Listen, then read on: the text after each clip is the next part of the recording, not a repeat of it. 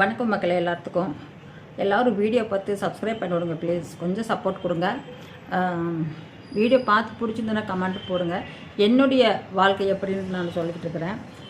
ரொம்ப கடினமான ஒரு வார்த்தைகளால் ஒரு மனைவி போட்டு திட்டிகிட்டு இருந்தால் எப்படி இருக்கும், அது என்னதுலேயும் நடந்திருக்குது நிறையா. எனக்கு ரொம்ப இம்பார்ட்டண்ட்டான ஒவ்வொரு விஷயமும் நல்லது சந்தோஷம் அப்படி நடக்கவே இல்லை. ஏதாவது ஒரு வருஷத்தில் ஒரு அரை நாள் தான், இப்போ காலையிலேருந்து மதியம் வரைக்கும் தான் எனக்கு ஒரு சந்தோஷம் கிடச்சிருக்குது. அந்த மாதிரி தான் லைஃப் பண்ணுது. இது என் சின்ன பொண்ணு பிறந்து ஒரு வருஷத்துக்கு முன்னாடியே, ஒரு வருஷத்து குழந்தை இல்லை, ஒரு 7-8 மாதத்து குழந்தை நான் கையில் தூக்கிட்டு எங்கள் வீட்டுக்காரருடைய சின்னம்மா அவங்க வேறு ஊரில் இருந்தாங்க, நாங்கள் ஒரு ஊரில் இருந்தோம். அந்த ஊர்லேருந்து இன்னொரு ஊருக்கு அது ஒரு 1.5 மணி நேரம் 1 மணி நேரம் அப்படி போகணும். அந்த பஸ் எல்லாமே அப்போது இந்த சுருட்டு பீடி சிகரெட் அதிகமாக குடிச்சிட்டு அந்த அது ஒரு வில்லேஜ் மாதிரி கிராமத்தில் ரொம்ப ஒரு புகையிலெல்லாம் போட்டு யூஸ் பண்ணுவாங்க. அந்த மாதிரி இது அந்த பஸ்ஸில் ஏறினாலே எனக்கு வாமிட்டிங் வந்துடும். ஆல்ரெடி அங்கே போய் இறங்கிட்டு ஒரு ஊர் இறங்கினதுக்கப்புறம் ஒரு அரை மணி நேரம் இன்னும் பஸ்ஸு லேட்டாக வரும் அப்படின்னு சொன்னாங்க. எங்கள் வீட்டுக்காரர் என்ன பண்ணார், நான் குழந்தை கையில் வச்சுட்டு இருக்கிறேன், ஒரு 10 பைசா கூட கையில் இல்லை என்கிட்ட. அந்த குழந்தைய வச்சுக்கிட்டு இருக்கிற என்ன நினச்சி போனோம் அப்படியோ, இல்லை நீ பழி வாங்கணும்னு நினச்சா அப்படியே என்ன எனக்கு தெரியல. கையில் வச்சுக்கும்போது நான் யூரின் போயிட்டு வந்துடுறேன் அப்படிமா. அப்படி எப்போ போனாலும் யூரின் தான் போவோம். அப்படி ட்ரிங்க் பண்ணிட்டு வந்துடுவோம். அப்படிங்க நான் சரி டிஃபன் சாப்பிட்லாம், பஸ் வரதுக்கு லேட் ஆக மாட்டேருக்குது அப்படின்ட்டு ஒரு 7:30 இருக்குமா, கரெக்டாக 7:30 வாட்ச் கட்டின கையில் நான் 7:30 அந்த டயத்துக்கு போனார். நான் போய் டிஃபன் சாப்பிட்டு வரேன் அப்படின்ட்டு போனார்.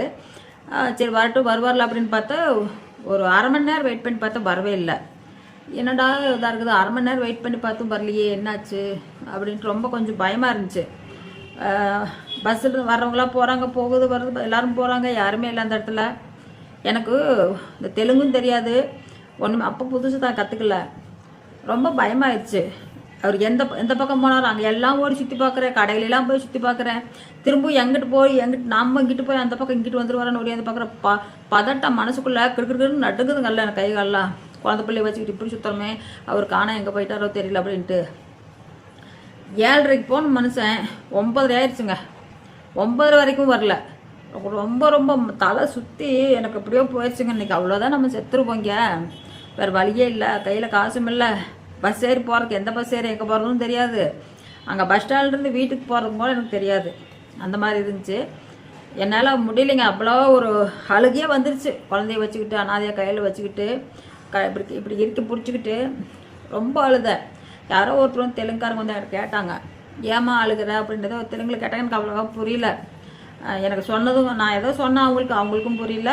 நான் தமிழில் தான் பேசினேன், அவங்களுக்கு புரியல. அவங்க ஏதோ கேட்டாங்க, அது எனக்கு புரியல. சரி அப்படின்ட்டு உட்காருங்க அப்படின்ட்டு போயிட்டாங்க. ஏதாவது சாப்பிட்றதுக்கு குழந்தைக்கு ஏதாவது சாப்பிட்றதுக்கு கொடுக்குறேன், இல்லை இது வேண்டாம் அப்படின்ட்டேன். அது பசியில் துடிக்குதுங்க குழந்தை. எனக்கு வேறு வழி இல்லை, உட்காந்து பால் கொடுத்தேன். என் பசியில் நான் தாங்கிக்குவேன். அந்த பிள்ளையோட பசி, குழந்தை பிள்ளையோட பசி தாங்க முடியல. ஒரு மனுஷன் 7:30 போன மனுஷன் 9:45 ஆகி போச்சுங்க. அப்போ அப்படிங்க. ஆனால் தண்ணி ஃபுல்லாகவும் போடல, நார்மலாகத்தே வந்த மாதிரி வந்தா. அப்படி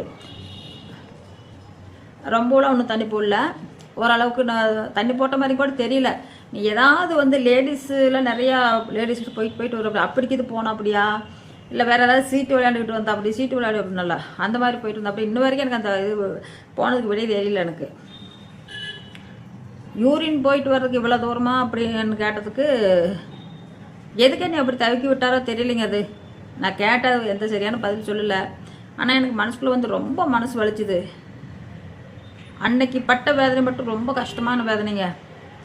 எனக்கு அப்படியே தலையில் இடி விழுந்த மாதிரி ஆகி மைண்டு ரொம்ப பேதலிச்ச மாதிரி ஆகி ஒரு மாதிரி ஆயிடுச்சு. டிஃபன் சாப்பிடலாம் அப்படின்னா எனக்கு டிஃபனும் வேண்டாம் ஒன்றும் வேண்டான்ட்டுன்னு சொல்லிட்டுங்க.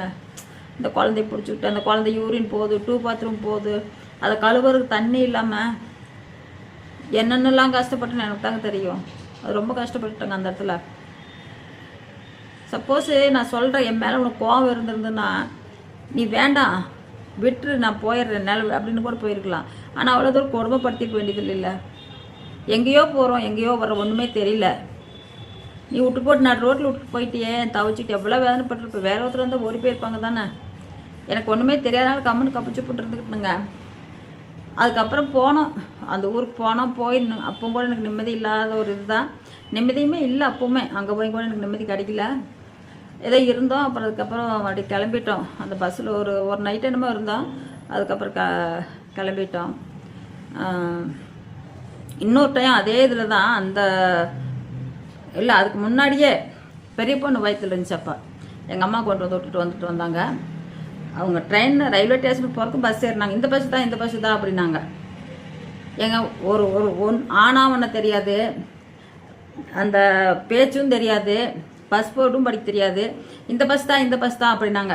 போங்க அதில் வேலை செய்கிறவங்க பசங்க 2-3 பசங்க தமிழ்கார பசங்க தான், அவங்களும் சேர்ந்து அப்படி தான் சொன்னாங்க. போங்க இந்த பஸ் தான் ஏறிட்டார் அவர், போங்க அப்படின்னாங்க. பஸ்ஸுக்குள்ளே பஸ் எடுக்கிறாங்க. பஸ்ஸுக்குள்ளே போகிறோம், எங்கேயுமே காணோம். தொலாவி எங்கள் அம்மா பின்னாடியே வர்றாங்க. நான் போய் தொலாவுற ஆளவே காணாமுங்க. எங்கேயுமே இல்லை. மறுபடியும் கீழே இறங்குமா அப்படின்ட்டு இறங்கிட்டோம். இறங்கினதுக்கப்புறம் உள்ளே போய் ஹோட்டலில் போய் சாப்பிட்டுட்டு இருக்காங்க. நாங்கள் 2 பேர் இருக்கிறோன்னு கூட தெரியாதா, போய் சாப்பிட்டுட்டு இருந்தாங்க. ஒரு பாசம் அன்பு அதெல்லாம் இல்லவே இல்லைங்க. அப்புறம் இப்போ சாப்பிட்டுட்டு இருந்தாங்க. நக்கலடிச்சு பேசினாங்க, ஏங்க அந்த பஸ்ஸு வேற எங்கேயோ போகிற பஸ்ஸுங்க, அதில் போய் ஏறி போகிறீங்க அப்படின்னு. எனக்கு படிக்க தெரியாது, என்ன தெரியாது, என்னென்ன பஸ் ஏறிட்டிங்க சொன்னீங்களா, அதனால தான் நான் போனேன் அப்படின்னு சிரிக்கிறாங்க எல்லாரும். இதெல்லாம் இன்னொரு அடுத்த ஒரு பெண் எதிரியாக இருந்தால் கூட வரக்கூடாதுங்க. இந்த மாதிரி நிறைய ட்ரகல், இதுவும் ஒரு ட்ரகல், பயங்கரமான வேதனை உண்டாகுனது. இன்னும் நிறையா இருக்குது, நான் சொல்கிற எல்லாமே. கொஞ்சம் கஷ்டமான வாழ்க்கையில் தாங்க வாழ்ந்தேன் இன்ன வரைக்கும். இப்போ கூட எனக்கு நிம்மதி இல்லைங்க. என்ன இப்போ தனியாக அனாதையாக இருக்கிறேன். பிள்ளைலாம் இருக்கிறேன், பிள்ளை சப்போர்ட் இருக்குது, அது இல்லைன்னு நான் சொல்லல. ஆனால் தனியாக தான் இருக்கிறேன். அவ்வளோ வேதனை அவ்வளோ கஷ்டத்தை அனுப்பிச்சுமே நான் என்னங்க பண்ண போகிறேன்.